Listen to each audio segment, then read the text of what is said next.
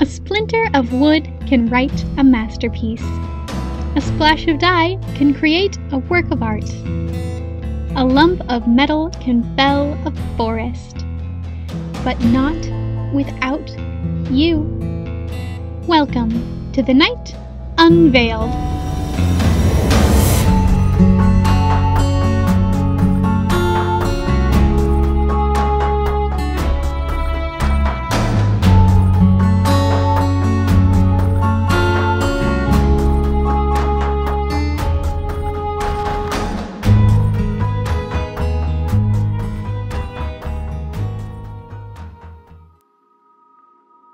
Good evening, Night Vale.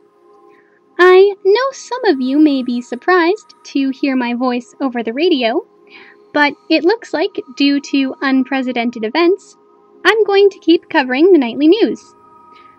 We have people in Night Vale again, which is, of course, pretty nice. It does get kinda lonely without inhabitants in a town for however long a time that was. Got quite the infestations of heat worms in my kitchen, which was nearly impossible for the exterminator to get rid of. But he did manage it at the cost of some minor injuries to his hands and kidneys. Please be sure to have annual checkups with the local exterminator's office for these little nasties, folks. You never know when they'll sneak up on you. In other news, the glow cloud has moved on and has yet to return. Our local meteorologist, who whispers from the station's in-house thermostat, says that it should not be returning in the near future, but to keep our eyes peeled. Now, I'm not sure if the thermostat meant to keep our eyes peeled in a literal or figurative sense, but in the past, he's told both myself, as well as other reporters, to break our legs before broadcasts. And if that isn't rude, I don't know what is. In addition, nobody seems to want to answer the deep guttural call of community radio and fill in the position of Night Vale Community Radio night broadcaster. It's been sounding off in regular intervals for almost 2.5 weeks now, but nobody wants to engage me in hand-to-hand combat for the title, which is a good thing, since I'm a certified chrome belt in machete wielding, as well as a fuchsia sash in chopstick weaponry, so they'd certainly have a run for their money. For those of you who couldn't tune in earlier or have had your memories wiped since our station's recent previous broadcasts, let's go over the daily news.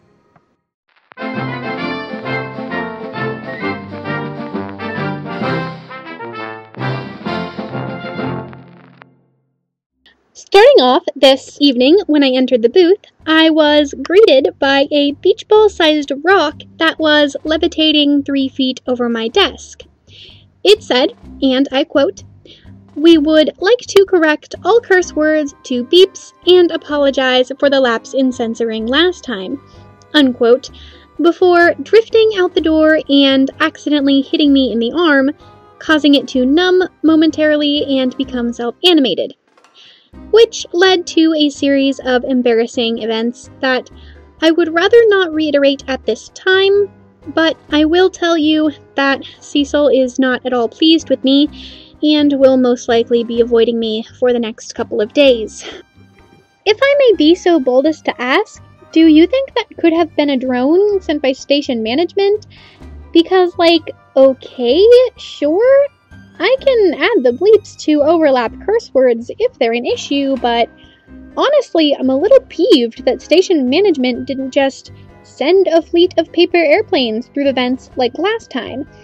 At least they didn't leave any bruises on my arm. Then again, the sphere didn't spontaneously combust like last time, so I guess in the end beggars can't be choosers. In the real news, the Night Vale Daily Journals made an announcement that due to the dwindling population of people who can actually read newspapers and the downturn in our economy, they'll be cutting back their publication schedule to Monday through Thursday only. Those who live off the crossword puzzles will have to find another way to consume their daily allotment of geometric shapes in conjunction with letter patterns, And similar to last time, we must ask that you not resort to removing traffic dictionaries, such as stop and yield signs. The Nightvale Business Association announces that the Nightvale Stadium, near the recently constructed Nightvale Harbor and Waterfront Recreation Area, is now a thing that exists. We have no specifics of when the construction or organization of such a structure occurred, but we do know that it's there now. Well done, Business Association! The City Council would like to remind everyone about the effort to pick up litter. It's pretty simple, everyone.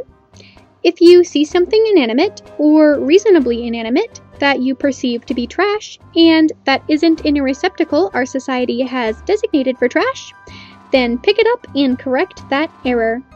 A $200 fine will be charged for not acting upon said litter. Quick note that, as always, we avoid any scraps marked with a red flag.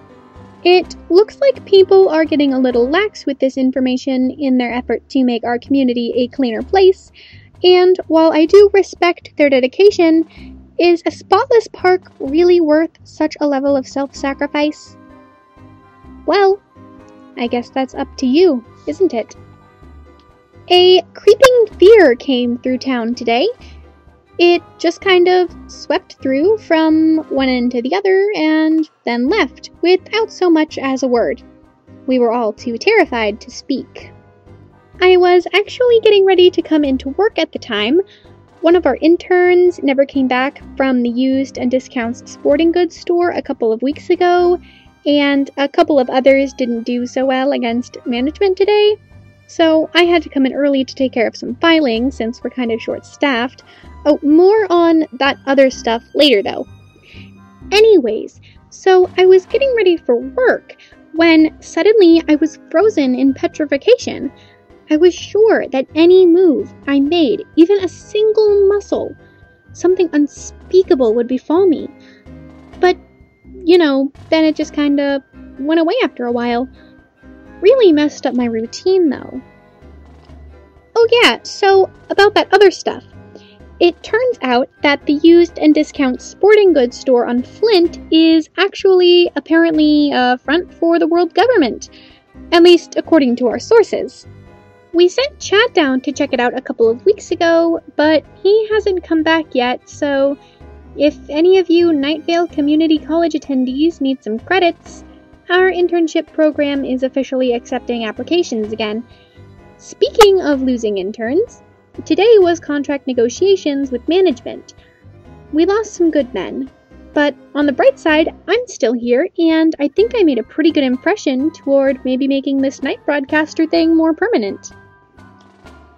Let's see, a quick reminder that every Nightvale citizen is mandated to eat at Bakery Goats Pizza once a week. It is a misdemeanor not to.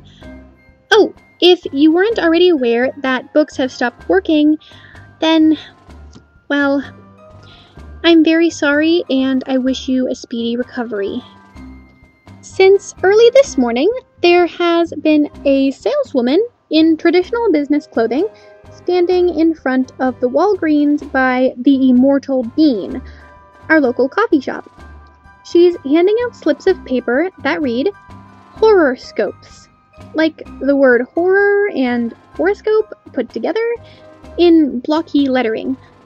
I have a copy of this horoscope sheet with me, and this looks pretty legitimate from what I can tell. There are several spelling errors across the page, dirt stains, and Libra has been completely marked out, instead being replaced with the word liar, repeated over and over. Aries, accept the fact that there are forces beyond your control. Put your trust in the stock market. Buy gold. Taurus, the girl with many teeth stalks again. Gemini, remember to wash your second face tonight. It's feeling particularly left out and is threatening to start whispering again. Cancer, your puns are gone. Get help. Leo, buy more cow's hearts. Your iron levels are low.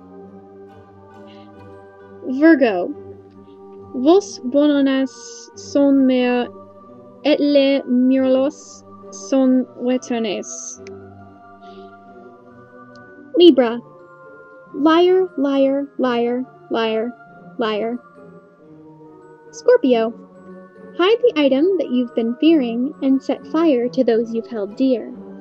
There is a great chance you will need one and not the other. Sagittarius. You do not belong in the dog park. Stay out of the dog park.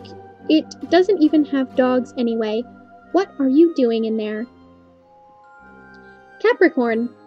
Get out. Get out. Get out. Get out of your house and into the bright, beautiful sunshine. The world is your oyster. Crack it open and reap the benefits. Aquarius.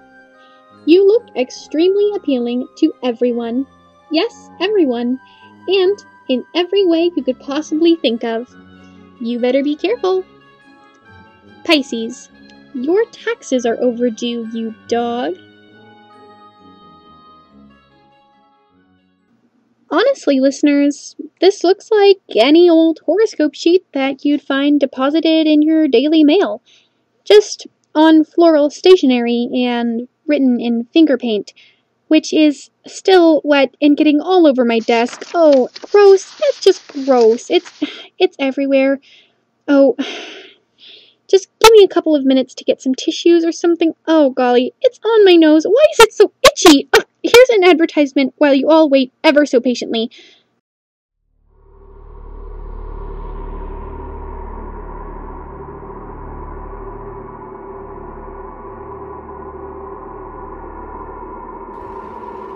A desert. It burns the skin and singes the lungs. Without you realizing it, you're inhaling heat, scorching your insides.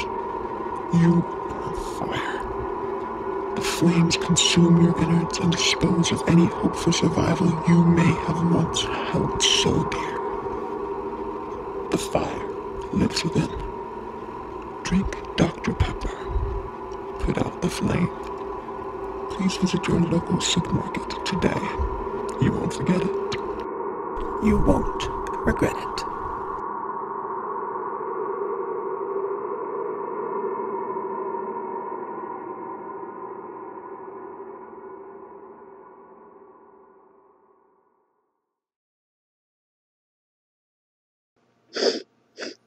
Ugh. Oh, text. Sorry for answering this on the air, but texts are full of information pertaining to the scientists' research on broken books, which are forbidden. This one is from Dave Cartwright, who, as all of you know, is one of the scientists. He was here with me last time I covered the night broadcast, and we've been texting a lot since then. He says, Aaron, I heard you talking about the books, and I thought you should know that we were trying to fix them, the books, but instead of doing that, we created an explosion. I lost quite a bit of my tea in the fire. I don't know how to feel about that. On one hand, I have a lot of tea, but on the other, it's my tea, you know. Well, at least he's okay. I hear science can be pretty dangerous, which is why it is, for the most part, illegal. Now then, oh, hang on, here's another text from Dave saying I was on fire, with 3 exclamation points. I don't know if he was very surprised or very excited, but it's nice to see that Dave shares our enthusiasm about being on fire. It is still not recommended that we use books during this time, it seems. According to numerous reports, books will lead you to a slow, painful death. Or just set you on fire, apparently. I mean, whatever happens, happens. Books are murderous things that the city council doesn't approve of, and you shouldn't be reading them anyways. Oh, and Dave just sent me yet another text saying, Carlos and Rick got bitten by a book, but I guess I can touch them? Okay then. That's a lot of question marks, and personally I think those are warranted. That is weird. Normally, books harm everyone they touch. But then we've never exactly had any bites recently. There was that one back in '76, but that wasn't all too strange. The guy that was bitten also attempted to eat any amount of paper they could find, which is unhealthy, at the same time as being toxic, if I'm right? But anyways, please do not follow the example of these scientists. They're professionals, more or less. To the general public, books are still very lethal.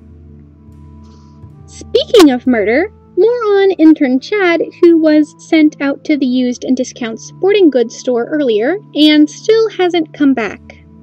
I've been trying to call him to see when we'll be getting our tennis racket, or if I just need to bring my own, but he hasn't been picking up his phone, and I keep getting sent directly to voicemail. I really hope he hasn't followed in the footsteps of so many previous interns and met a gruesome end. He was really nice, and smart too. I mean, he kind of had to be. He was the one who kept the coffee maker in the break room from fulfilling its dream of eradicating all human life. Oh, anyways, it looks like he survived. He just sent me a text saying, "Sorry for not picking up. Being chased by things isn't conducive to picking up the phone. I did get a tennis racket though." Well, Chad, that's perfectly understandable. Running for your life is almost never a good situation that you can answer the phone in. So, Chad, congratulations on getting a tennis racket, and good luck on escaping, or prolonging your inevitable doom.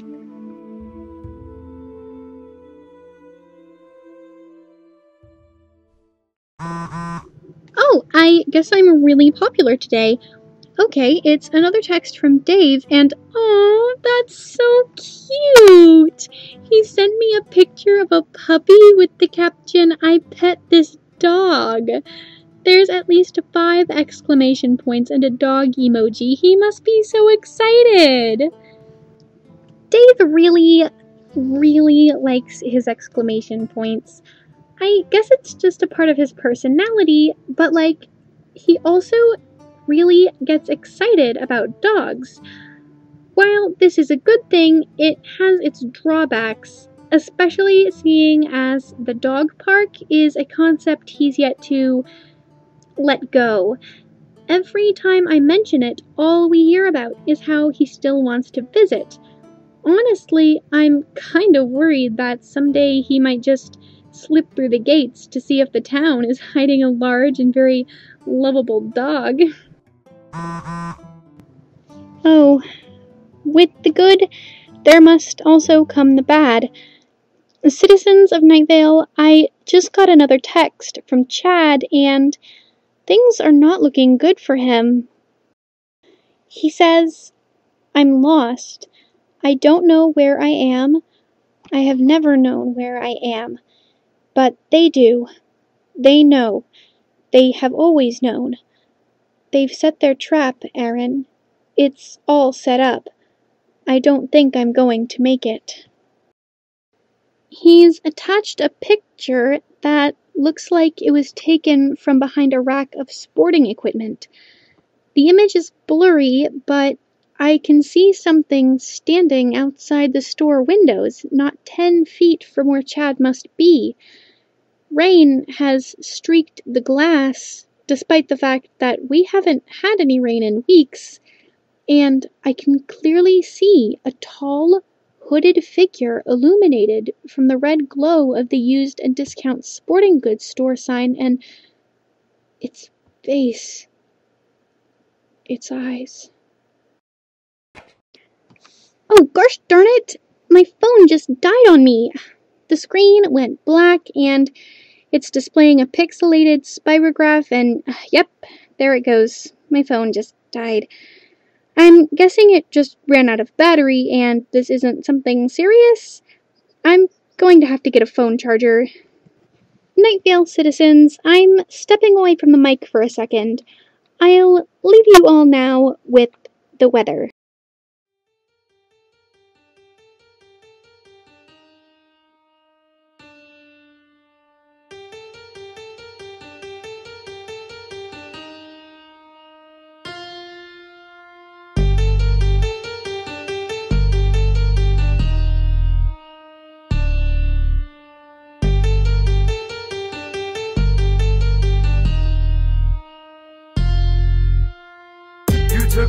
wrong turn, when will you learn? You try to scream but no one heard ya. They call it murder, they call it murder. Murda, murda, you took a wrong turn, when will you learn? You try to scream but no one heard ya. They call it murder, they call it murder. Murda, murda. Run fast as you can. If you can't run any faster, move in. I'm ripping like an automatic all the time, still I have it homophobic. That's like ass and rap, so who you yapping at? Man is at it with a rap attack. I could get a bullet in my ass tonight and still wouldn't give a shit about the afterlife. Tell doctor the meds ain't working, I can still hear voices, my head is hurting. Memory won't allow for random access to the mic is something I'm on practice. So many knives were stabbed in my back, even wanna get back, so my back's a cactus. I feel like a lyrical acrobat doing backflips, living in another every tracklist. I get on, I spit on every pussy rapper like a heterosexual. Get technical, the rectal, y'all bet to know you about to get shit on. Pain and envy bring with the chills. It's hard to swallow these bitter pills. God gave me this gift to kill. Please rhyme, so I'm putting on the pills I've been on. This shit is insane, so I spit with insane. And twisted insane, I'm sick in the brain. So I quit with the rain, and I get with the flame. Better get in your lane for I come up a knockin'. The knife coming out of my pocket. Better watch it, don't come up a mocking, or I make it to chopping your motherfucking esophagus. You took a wrong turn, when will you learn? You try to scream but no one heard ya. They call it murder, they call it murder.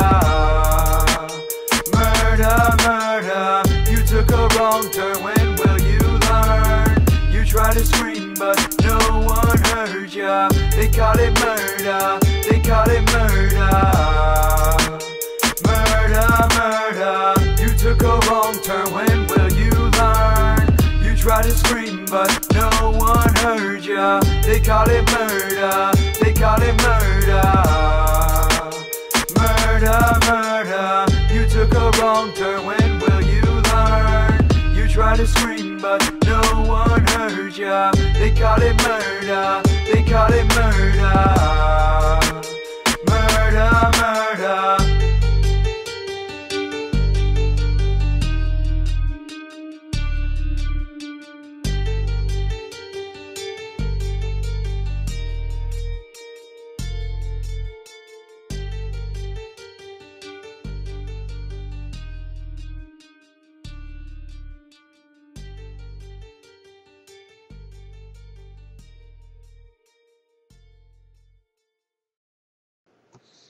During the weather, I managed to find my portable phone charger, and my phone is back to full working order again. Dang, it looks like Chad was trying to call me. He must have tried to call me, at least. There's also a text message that reads, "I think I found something." He does not say what this something is, and he didn't even include a picture of it. I don't know what Chad found, but it can't be good.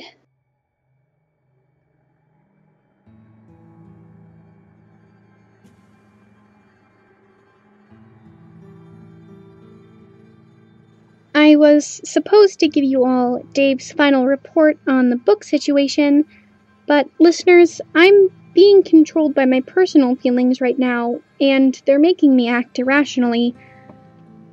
We are going to listen to Chad's voicemails. 4 new messages. First message from phone number 339-809-27 Blood Slave. Received at 4:33 a.m. I officially have no idea what is going on anymore. I got the tennis racket, but I can't leave the store because that thing is still out there. I'm calling you from behind the register, and I'm still trying to look for a back door, or a secret tunnel, or some sort of portal in disguise so that I can sneak out of here before that thing figures out how to open a door and... Oh, I just moved away some sports magazines, and I think I found a tiny door that leads under the counter. I'm going to need both hands to get it open, so I'm going to have to call you back. Please pick up your phone next time. Message saved. Second message from phone number. Received at 4:42 a.m.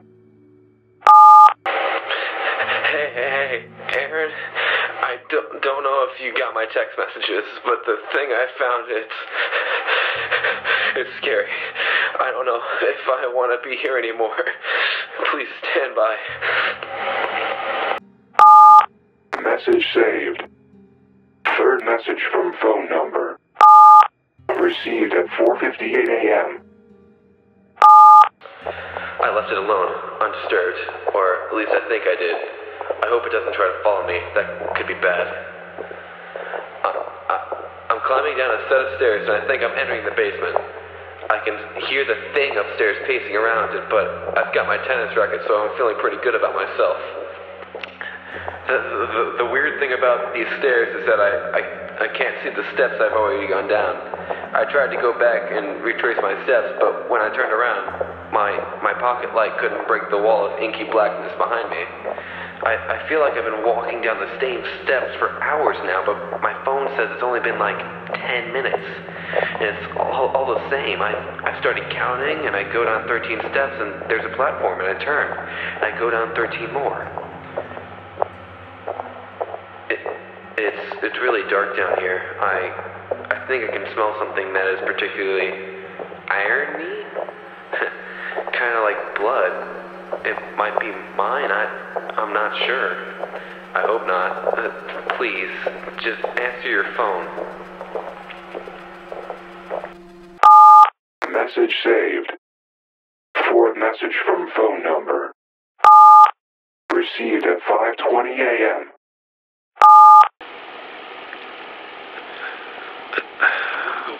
I want to go home, Aaron. I want to be with my VHS tapes and candles and horse figurines where I know that it's safe. Or at least safer than where I am now. My hands won't stop shaking and I can feel something with me. I don't know. I don't think I'm going to make it this time. Goodbye, Aaron. And it's been a pleasure being in service with you. Message saved. You have no new messages. I'm sorry, everyone, but I can't get what this psychic I met said about Leos out of my head. Chad was a Leo, and the psychic did say he was going to have a terrible day. I think this is the worst day he could have, really. To intern Chad. If you're picking up this broadcast, then I hope you make it out of wherever you ended up being. In the meantime, like I said I would, Dave's final report about the books, which he wrote as, "The books grew legs, attacked Dick, and then tried to maul basically anything. This is probably from our testing, and using the books normally won't get these results. Probably. Anyway, it's like Fahrenheit 451 behind the lab right now. Literally every book, post-it, and pamphlet is completely on fire right now, even with people trying to save their favorites. Even the books we brought with us are acting up. It's so unfortunate that we have to dispose of so much knowledge." And he put a little frowny face. "At least the Kindles are okay. Oh, he asked me to go roast marshmallows with him after the broadcast is over. How sweet!" And, oh, well, this is not so sweet. I just got a text from station management. The text is in all caps and says, "Mortal, stop answering your phone on the air." And, wait for it. Yep, there it goes. My phone screen just went blank, and the standard phone restart icon has been replaced with a harshly scrawled image of what seems to be a dead doe.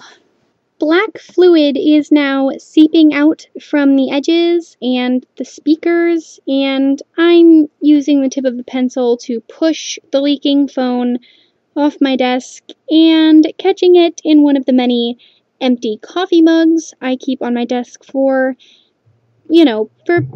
catching liquids. I have a warranty on that phone, though. It'll probably be fine once I can get it into a bag of salted crinklies, which is on sale right now at the local supermarket, folks. Get them while they're hot. Or, rather, cold. however you like to have them when you pack them into your neighbor's mailbox. Now stay tuned for a song that you're sure you've never heard before and yet still know all the words to. Good morning, Night Vale, and have a pleasant day.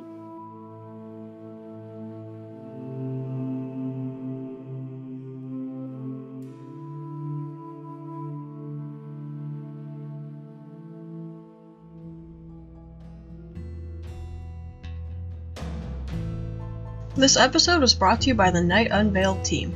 Please let us know if you liked tonight's production, and be sure to leave us some feedback by commenting on this video or sending us a personal message. We had many people and entities aiding us this evening, but our voice actors who performed were the following. Aaron Lionel, the nighttime radio host, was voiced by Jenny Slorg. Chad the intern was voiced by a soul by the name of Trev. The voice of the answering machine was the robot we bought from the bees. Our weather this evening was written and performed by Luke Lairson, presenting the new single, Murda Murda. For more information, please visit his SoundCloud accounts or send him an email at lucaslairson@gmail.com, listed in the description below. If you would be interested in being featured in the weather section of our fancast, send us an email at nightunveiled@gmail.com, and if you would like to know more about our production group, please feel free to shoot us a message or browse through our blog. And thanks for listening!